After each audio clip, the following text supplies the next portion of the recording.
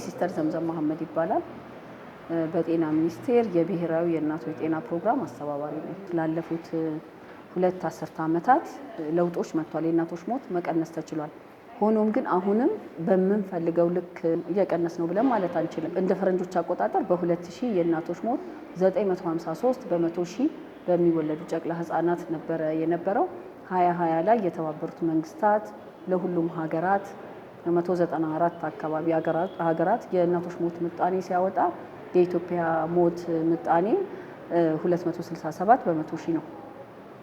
ያ ማለት ከባለፉት እንግዲህ 20 ዓመታት በጣም በሚገርም ሁኔታ መቀነስ ተችሏል።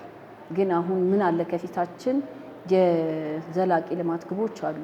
ከዘላቂ ልማት ግብ አንዱ የእናቶችን ሞት አሁን ካለበት 267 ከተቻለ የዛሬ 2030 በፈረንጆች ማለት ነው የዛሬ 6 ዓመት ወር 5 ዓመት ከምናምን አካባቢ አሁን ካለበት 70 በመቶ ሺህ ወይም ደግሞ የማይችሉ ሀገራት ከፍተኛ ሞት አሁንም ያለባቸው ሀገራት ደግሞ 140 በመቶ ሺህ አሁን ካለበት መቀነስ ይጠበቅብናል።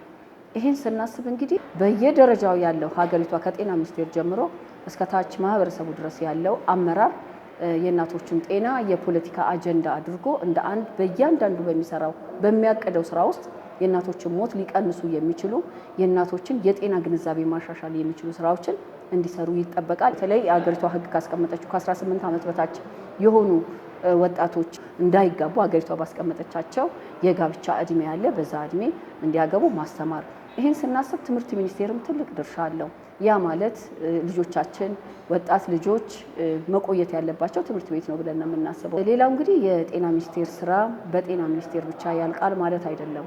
እናቶች ሪፈር ሲደረጉ መንገድ ይፈልጋሉ፣ አምቡላንስ ይፈልጋሉ፣ እንደገና ጤና ተቋሞቻችን መብራት ይፈልጋሉ፣ ውሃ ይፈልጋሉ፣ ኢቭን ግንባታም ያስፈልገናል። ስለዚህ እናቶች ምግብ ያስፈልጋቸዋል። ጨቅላ ህፃናት እናቶች ሲመገቡ ነው እንግዲህ ጤነኛ እርግዝና ኖሮ ጤነኛ ልጅ የሚወልዱትና ይሄ ሲታሰብ እንግዲህ ለጤና ሚኒስቴር አስተዋጽኦ ማያደርግ የትኛውም ሚኒስቴር መስሪያ ቤት የለም። የአገሪቷ ትልቁ የኢኮኖሚ መለኪያ ማለት ያደጉት ሀገራት ሞት የእናቶችና ጨቅላ ህፃናት ሞት አናሳ የሆነባቸው ሀገራት ኢኮኖሚካሊ የተሻሉ ናቸው ተብሎ ይገመታልና ሀገራችንም እንደዛ እንድትሆን አንደኛ በተለይ ከቅድመ እርግዝና ጤና ጋር ተያይዞ ባለሙያዎቻችን ስለ ቅድመ እርግዝና ጤና ግንዛቤ ኖሯቸው ጥንዶች ከመጋባታቸው በፊት አንደኛው ቻይልድ ሜሬጅ እንዳይኖር እድሜያቸው፣ ጤንነታቸው ተመርምረው ማለት ጥሩ አቋም ላይ ሲሆኑ ቢጋቡ የተሻለ ነው የሚል ነገር አለን።